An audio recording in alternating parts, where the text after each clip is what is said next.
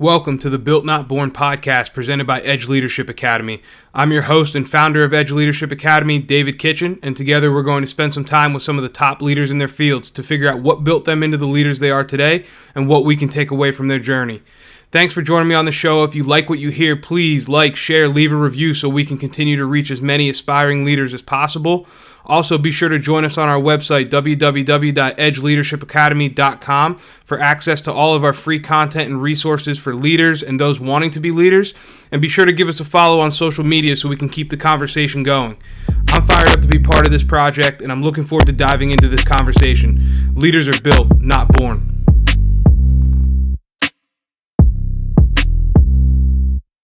Hey everyone, welcome to another episode of the Built Not Born podcast. I'm your host, David Kitchen, and today I am joined by a special guest here with us. We have BJ Merriam, who is the Director of Compliance at Rutgers University, is also the founder of Winning the Mental Game, and is the creator of the Athlete's Edge Journal. So BJ is going to tell us a little bit about his journey and get us rolling here, and I think there's going to be a lot of nuggets in this for people to take home, a lot of action items, so I'm super excited. So BJ, I'll turn it over to you, man. Tell us a little bit about who you are, where you're from, and how we got to where we're at. Kitch, first off, before I introduce myself, I just want to say thanks for having me on. Love what the Edge Leadership Academy is doing in the space. You guys have put out some great content. I know you're helping a lot of athletic departments out there, so keep on doing some great stuff. And it's also really cool the two SU alums are getting together to put this together. So shout out to Susquehanna University, where Kitch and I both went. A little bit about me. I'm an innovator, also a former college soccer coach turned athletic administrator. Like many in our generation, got into sales right away after graduation. Wasn't really what I wanted to do, but I needed to pay back some student loans and, started the grind, but quickly realized that that was not fulfilling and we only have one life to live. So ultimately got the call to go back to be an assistant soccer coach in my alma mater. Came with the opportunity to get a master's at Bucknell, which was amazing. Coached there for 3 years, had a blast, won 2 conference championships, went to an NCAA tournament. Life was good, but ultimately I wanted to do a little bit more and impact more individuals than just 30 men on a men's soccer team. So the opportunity to get into administration, specifically compliance, came open at Bucknell. I jumped on it. I interned. I grinded like many people in the athletics industry, right? We have to work for free for a number of years and just pay our dues until we get there. So super grateful for Maisha Kelly giving me that opportunity. And then a call came and was able to get my first full-time job in compliance at the conference office. It was baptism by fire. I learned a lot there. Was helping student athletes in a different way, but ultimately knew that I wanted to be back on campus, right? I got in this industry to be an educator, to be around the student athlete population. And that opportunity came at the University of Pennsylvania. Went there for 2 years, was assistant director of compliance. It was really cool to learn about the Ivy League and their rules and, how they put the student athlete first, which, is a model for all other conferences as well. And then got a call from my mentor, and I really wasn't looking to leave. I thought, I had a good gig at Penn, really liked where I was. However, the opportunity to go to Rutgers and, work in the Big Ten and the Power Five came open, and I jumped on it because, at my level of my career, I realized that it's about who you work for, not about what you do. And my mentor is going to take good care of me. And, look back, I've been at Rutgers for about 1.5 years now. Love what I do on a daily basis. Outside of compliance, I founded the Athlete's Edge Journal and Win the Mental Game. And that's been an awesome ride. And I'm sure we'll talk a little bit more about it.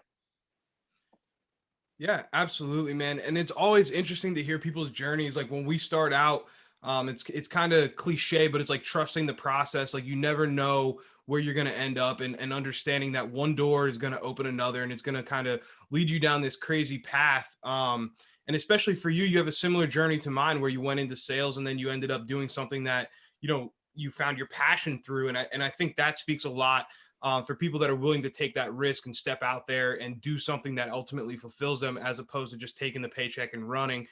Because I don't know how you did, but I know sales for me was a lot more financially secure than coaching, but it just wasn't giving me the fulfillment that I wanted. And so whenever I connect with people and they bring up a story like that, I always get super excited about what's going to come out of their mouth, because I can tell that that's somebody that lives with passion and somebody that lives with a bigger vision and a bigger mission. So I applaud you for that, man. Super exciting journey for you. Let's jump right into the journal, because I think this is something, and it's a tool for a lot of people, and I'm sure you'll be able to explain it a lot better. But I want to know, first off, give me a little brief description, kind of sales pitch of what it is so that people can understand it. And then tell me why you created it and where it came from. And let's get into kind of that origin story.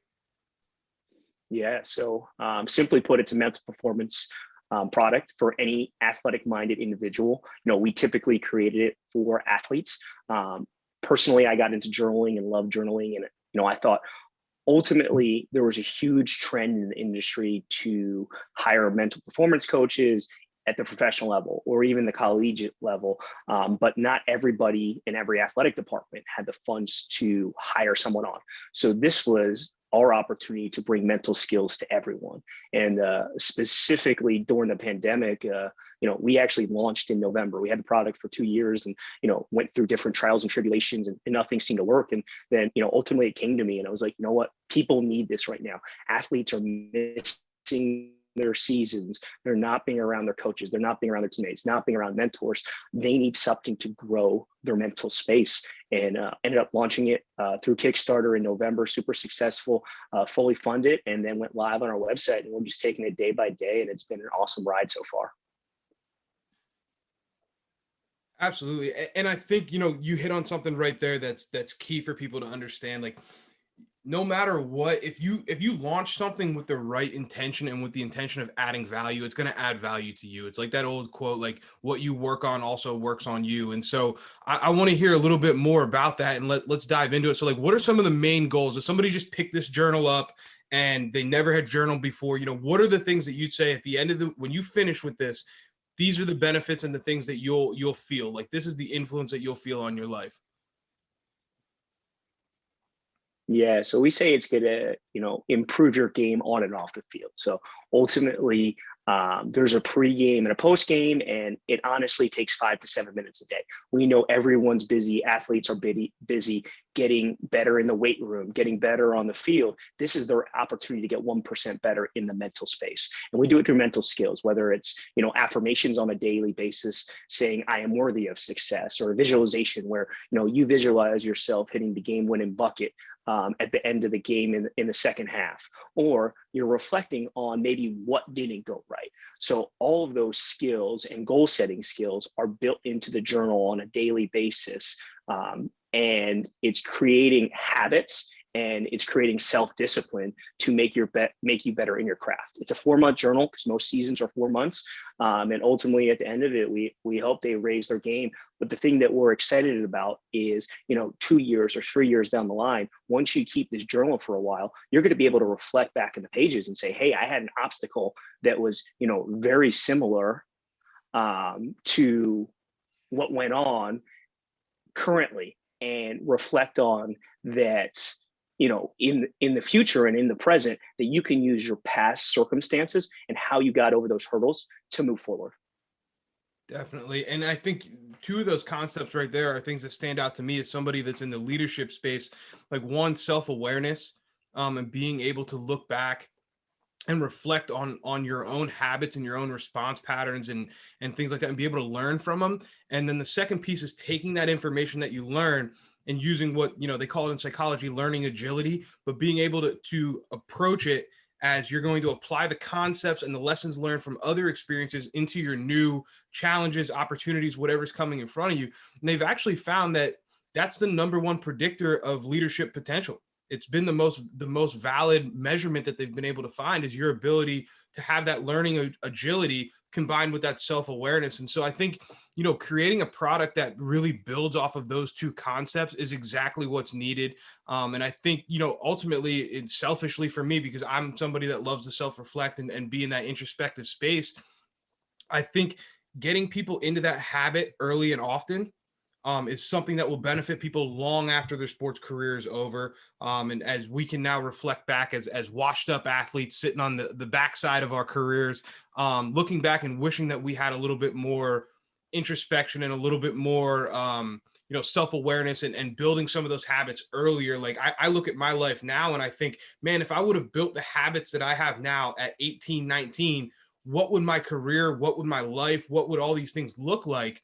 And so I think the earlier you can introduce that to people is the better, So I want to hear a little bit too about these core values that you guys put forth in the journal. And BJ was kind enough to send us one to look at here at Edge Leadership Academy. And I dove into it immediately. And that was the big thing that stuck out to me is right from the jump, there's core values that are set forth. And so you talk about grit, mental toughness, positivity, gratitude, dedication. Talk to me a little bit about where those core values came from and how you've seen them applied, how through the journal and some of the success stories or different things, whatever you'd like to share.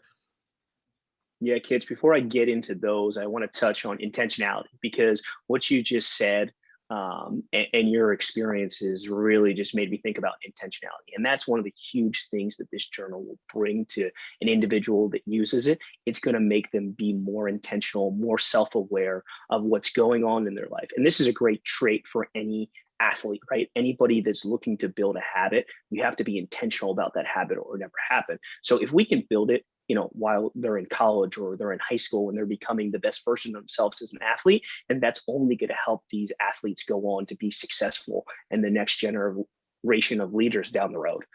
So I just wanted to touch on that real quick because I get fired up when athletes get more intentional about what they want to do, and just even like buying this journal or partaking in this journal is an act of becoming more intentional and wanting to create more good resources around yourself. Yeah, dude, and But as far, yeah, I was just gonna say it's the old quote, man, and I love my quotes. I'm a quote guy. It's the old quote: you don't have to see the whole staircase, right? You just have to take the first step. And being intentional is exactly that's it. It's one step at a time, and it's one little thing. I just spoke with Coach Sean Manuel in our previous podcast episode, dropped earlier, and he talks so much about being intentional about the things in his life and finding principles to stick to, core values, principles, whatever you want to call them. That protected him as he grew, and ultimately they grew with him, which I think is exactly it. But if you're not intentional about those things, they're just kind of things that get thrown to the side, and they're words on a wall, or they're ideas that float around. But I love talking to people that, exactly like you said, when I ask you like, what are you about, you can immediately tell me like, hey, these are the things that govern what I do, and I'm intentional about putting these things in place and putting myself in situations that allow me to be intentional and allow me to exercise my core values and do these things through actual conscious effort and the ability to influence the environment around me by being intentional. And ultimately it benefits me, it benefits the people around me. It's just a win-win situation, man. So I applaud you for that again, and highlighting that as one of the benefits that journaling in general has, but in particular a guided journal such as the one that you created, I think brings an added kind of bumper system to it, to where you're really kept on the same track, because sometimes journaling can go haywire a little bit when you get too wrapped up in your own thoughts. So to have a little guidance through that, I think is a great way to start building that intentionality and learn to set your intentions, because that's a huge part of success and growth, is learning to set your attention. So that's awesome, man. yeah. And then as far as the core values, grit, mental toughness, positivity, gratitude, dedication, that comes back actually from my time at Susquehanna, and is actually the reason why the Athlete's Edge Journal was created. It was the birth of it, right? Unfortunately, during my sophomore year, I tore my PCL, LCL, and MCL, led to major surgery, but also 10 to 12 months without the game I love and the game I grew up playing, right? And a lot of us as student athletes have to make that transition after college, right? Because our careers are cut short, they're ended at that point, and we have to become a professional at that point, where I got the opportunity to do that a little bit sooner. And I used to say, it was terrible, I lost my identity, but now I rephrase it as a blessing. And it's probably the greatest blessing that ever happened to me, because it helped me find mental skills, it taught me how to cope, and it really led me to journaling and visualization, and it made me such a better person. And ultimately, during that time where I truly got to find myself, not BJ Merriam, the athlete, but BJ Merriam, the person. And later in life, I picked up journaling more and more. I made a habit of, going on pre-leadership speeches, hearing more about it from John Maxwell or John Gordon. And then when I was at Penn, I got hooked into the Penn Positive Psychology Center. We had several in-services with the athletic department, and it just all resonated. And I was like, you know what, this needs to be put into a journal. There's journals out there that can help athletes, but there's nothing specifically tailored to an athlete. And what I'm really excited about is when teams and athletic departments use it, because I believe it's just going to create such a better culture for the team. It's going to create different peer accountability, coach accountability, and it's going to break down barriers and open up doors for coaches to get to know their players at the next level. Definitely. And the injury story, man, again, resonates with me. And I was in a similar boat where my career was cut short from some knee injuries. And it really does. It forces you. And I joke about it now. I say I had to stop living life as Kitch and start living life as David. And it was completely new to me and completely foreign. But that process forced me to kind of look myself in the mirror, deal with some stuff that I hadn't been dealing with before. And ultimately for me individually, I was using football as kind of a coping mechanism for some of my own past, situations with family and with growing up and some of the things that I experienced. Football was like my outlet. And so once that was taken away, it was like, who am I? What all these things that I used to be able to, all the energy and aggression that I used to be able to get out on the field was now like just sitting there. And I didn't have that off switch or something else to focus my attention on. So it does bring highlight to those mental skills and learning those things and how valuable they can be in your own growth. So I think exactly what you were talking about there, being able to implement a journaling system like this that allows you to build those mental skills in an organized and structured manner, because it's like anything. And being a strength coach, I always relate things back to the weight room. You're not going to walk in a weight room if you haven't touched the barbell and put 405 on the bar and just see what happens. And sometimes when people want to learn these mental skills, that's what they tend to do. They jump right into, okay, what's somebody that I want to be like? What are they doing? Well, listen, that person has done a lot of work to be able to do some of those high level, self-guided meditations, or they're a little bit more, abstract in their approach to using these mental skills. Well, that's because they spent so much time on the basics and they're now capable of doing that. So I think giving athletes and giving 18 to 22-year-olds the opportunity to start learning these base skills so that they can develop their own kind of wellness program after sport, and their own mental health program after competition is over, I think that's something that's highly valuable as well. And introducing it to an athletic department, like you said, and within a whole program. So if you have a whole team that's now reflecting and using affirmations and doing all these different things, you're now creating new touch points for the coach as well. And I think that develops more of a holistic approach to developing the student athlete. Like if the coach now knows more about his team, he's able to have more in-depth conversations, ask more probing questions, and it really ultimately leads to this culture of vulnerability, where people are willing to be themselves and take risks. And that's a cornerstone of any successful culture.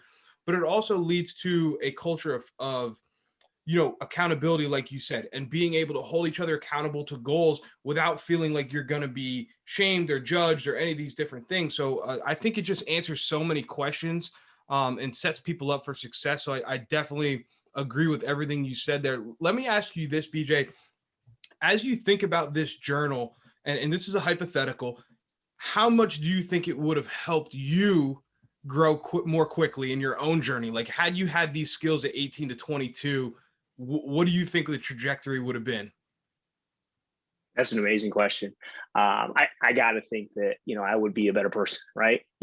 Because when I was growing up, it was all about, getting better at your craft, whether it was in the weight room or it was on the soccer field, right? It was all that sports specific skills, instruction, that type of training. But you can only get so much better in those realms without, peaking at a point. So if you can also develop your brain, develop your mental skills, it's going to transfer into your sport specific skills and make you better. So it's something I wish that I had always, but not even just from a sport and, athletic standpoint, just from a mental health and mental well-being standpoint.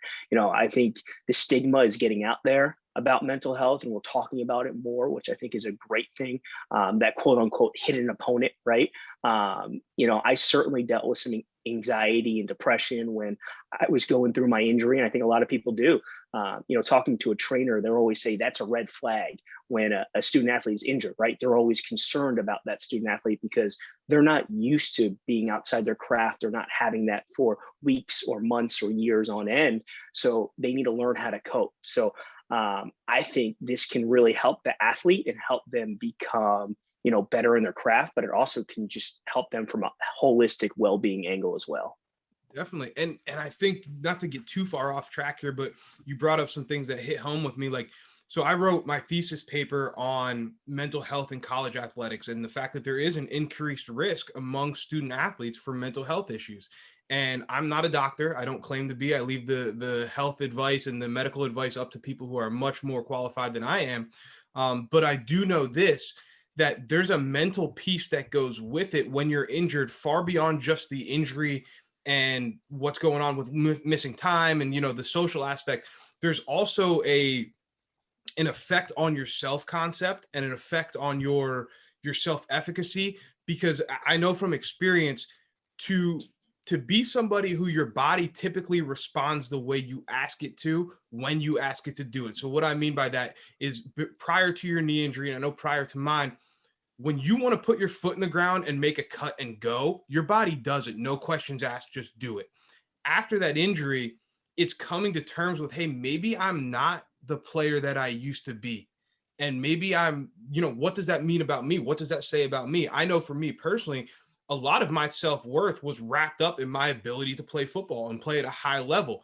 And when that was taken away, you know, it shook me. And you're like, I used to be able to do these things, and you start to, your mind starts to go and you start to spin. But I think counteracting it with things like self affirmations and visualizations and understanding the whole picture and seeing the big picture, you can kind of reground yourself. Now, again, neither of us are suggesting that this is a substitute for mental health and sitting down with a mental health professional and talking these things out, but it's something that can add in the process, and it's something that can give you a little bit of more guidance. Because I know if maybe I would have put that stuff on paper and focused on some of the things that I still was instead of what I wasn't anymore, maybe things would have been a little bit different. Maybe not. I don't know, but I know that it probably would have helped me in some way.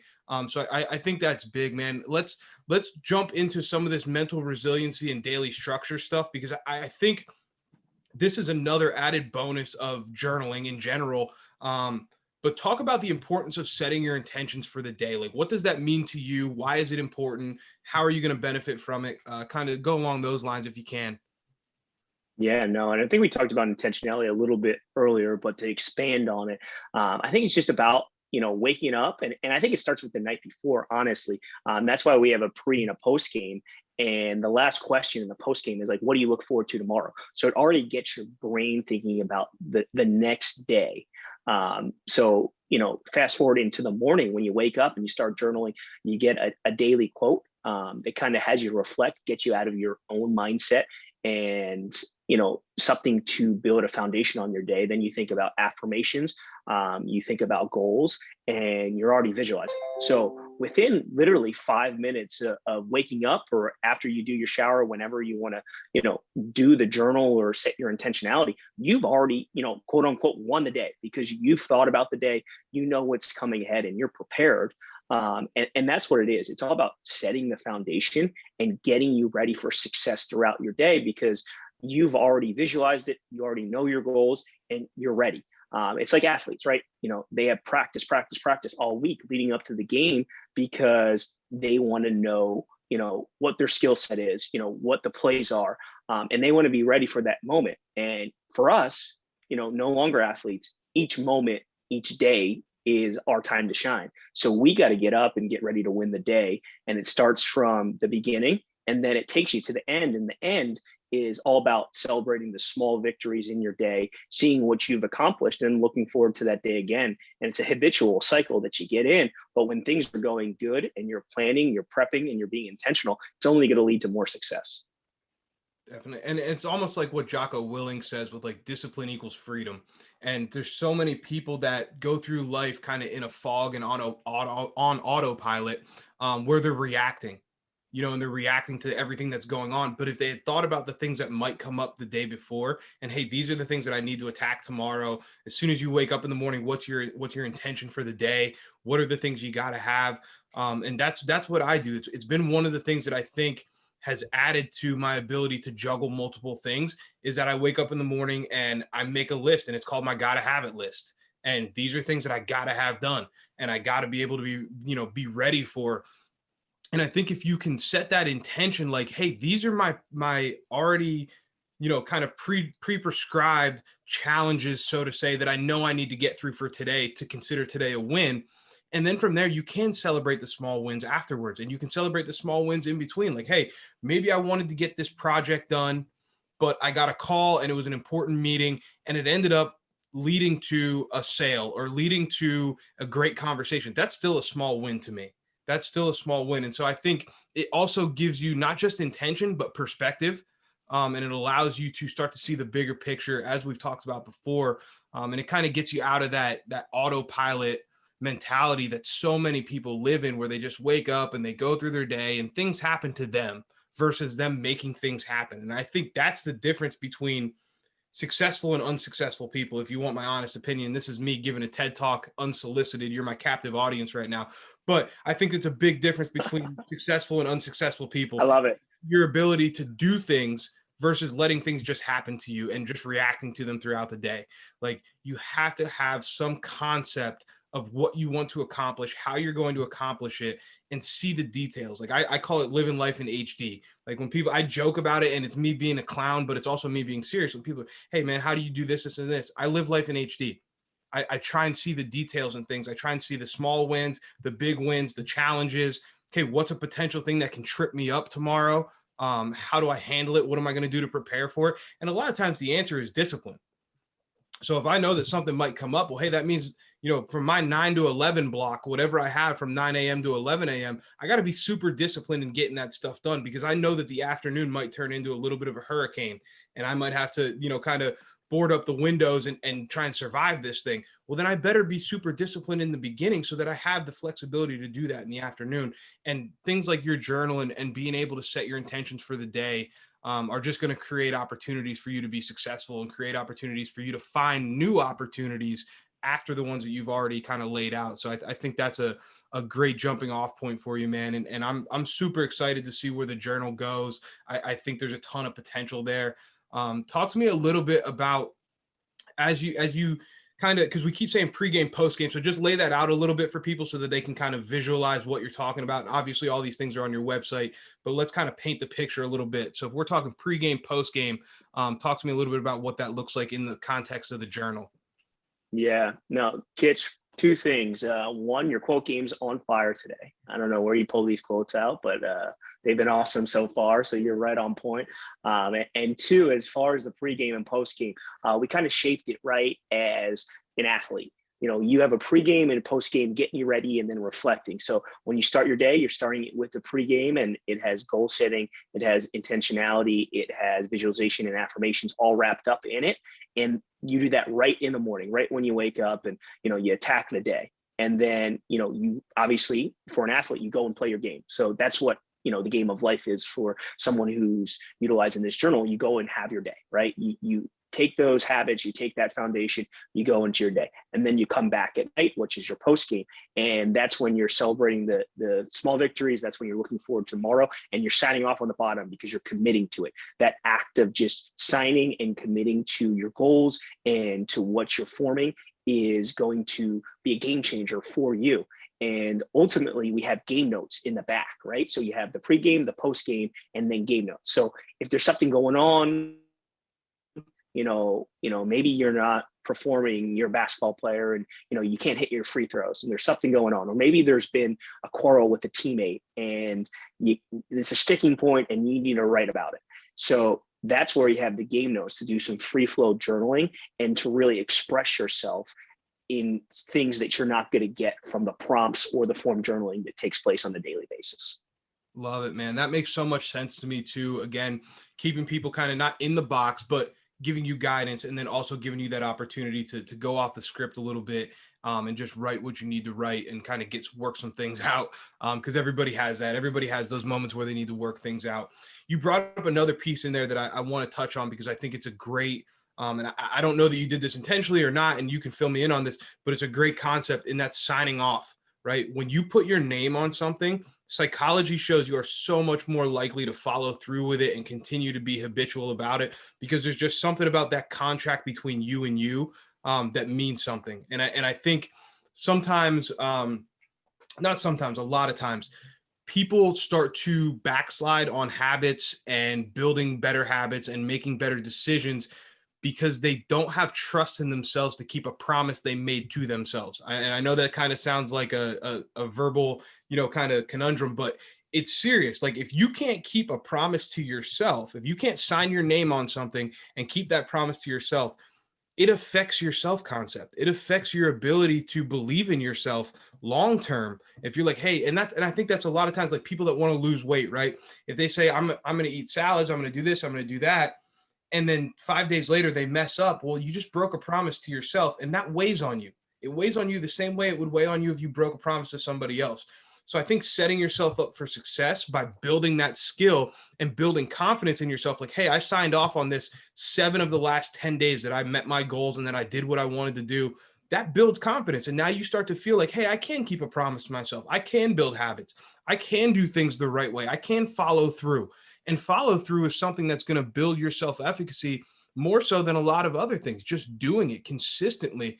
So I love that. And then you have an added piece in there that I want to dive into, because I think this is another benefit, and what makes kind of this journal a little bit different. Talk to me about the accountability partner piece, and what your thought process was with introducing that, and where you'd like to see that go with people that use the journal. You touched on two things that I want to expand on. First of all, you talked about 7 out of 10 days building efficacy, and that's great. But the 3 days, right? There was 3 days you didn't write in. You're going to fail. You're a human being. There's going to be times where life gets in the way, and that's okay. And that's why the journal's undated, right? Because we don't want you to beat yourself up if you didn't get one day. We want you to celebrate those 7 days out of the 10 that you got. And then as far as the, signing off on it, that was intentional. Every part of this journal was intentionally created through either research looking at other journals or through focus groups with coaches and student athletes to see what they wanted in this journal. So this journal was scientifically created, and the psychology you mentioned prior about the intention of signing your name to it. We have a portion of the journal in the beginning called the science, and that is actual science and research, and explains how this journal was created and the foundation of the journal.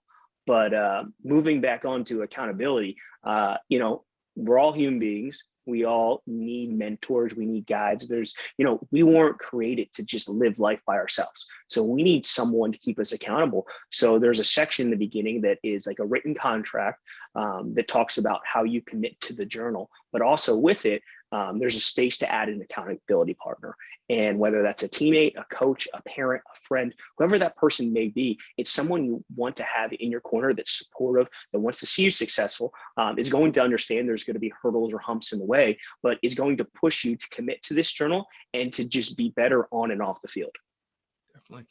And creating that environment within a team, if you can get multiple people on a team that are, working through a similar project like this journal, and are able to hold each other accountable at a level of, truth and honesty, and not judgment. Like, not like, hey, you didn't do your journal, you suck, but hey, man, did you do your journal today? Oh, good, awesome, me too, I'm doing mine right now. Like, those little things, those are, again, touch points that create a culture. So it's bigger than just the individual that's doing the journal. Yes, there's benefits obviously from being held accountable by other people, but there's also a level of trust that's being built, because now you're showing them, again, going back to that follow through thing, like, hey, we said we were going to do this, I'm following through on my end, and now we're raising everybody. Like, it's like a rising tide, raises all ships, right? So it's a big deal. And I think the way that you framed it in the journal is kind of unique, in the sense that you're not looking for somebody that has to like proofread it and read over your shoulder, but it's just a, hey, did I do it? Am I following through with some of the things that I said I would? And in my own life, and in my, teaching now, when I consult with teams and companies, and I'm around people, I say, hey, you have to have green light people in your life. You have to have people who have the ability, and you verbalize, you give them the authority to hold you accountable to things, and you give them the authority to give you feedback even when you don't want to hear it. And I think teaching that skill set early is something that's going to benefit so many people, because a lot of us are quick to give feedback, not so quick to receive it, right? But we always, and I say this, if people are upset about receiving feedback or being held accountable for things, or whatever, I joke about the doctor, right? When I go to the doctor, I don't punch him in the face when he tells me I have a sinus infection, right? I don't punch him in the face for being honest with me and giving me the feedback that I need to hear.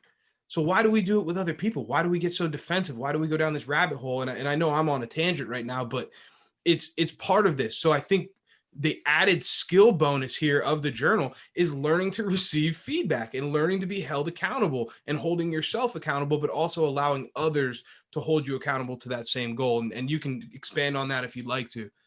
Yeah, I think going back to your talk about, hey, it's not the negative about, hey, you didn't do your journal? No, it's more about like a rising tide lifts all boats, right? So I know you're a football player, kids, right? We got offensive lineman and a quarterback, right? If they're holding each other accountable off the field and just checking in, pushing each other to be better, when the game's on the line in the fourth quarter and you have the game-winning drive, that offensive lineman and that quarterback is going to have a next level of trust because they already know that they're committed to each other off the field, and that trust is going to resonate to on the field.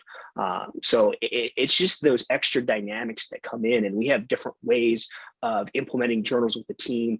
For those people that want to have the coach involved, there can be one-on-ones. If it's truly pure accountability, it could be two teammates, or some individuals don't feel comfortable having those vulnerable conversations. So you could do it in like a web-based platform where you're just posting it, because this generation is just so used to social media and electronic communication. There's other forums to make this successful, so it can help your team on and off the field.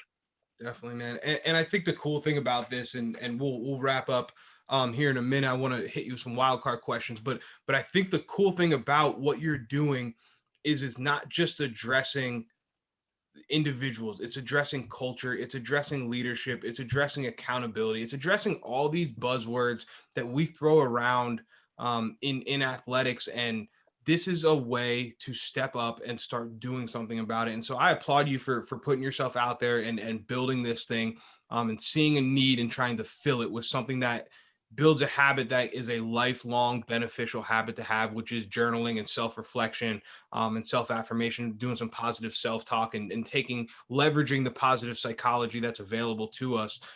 So I applaud you a bunch, man. We're going to shift gears here because I want to be cognizant of your time.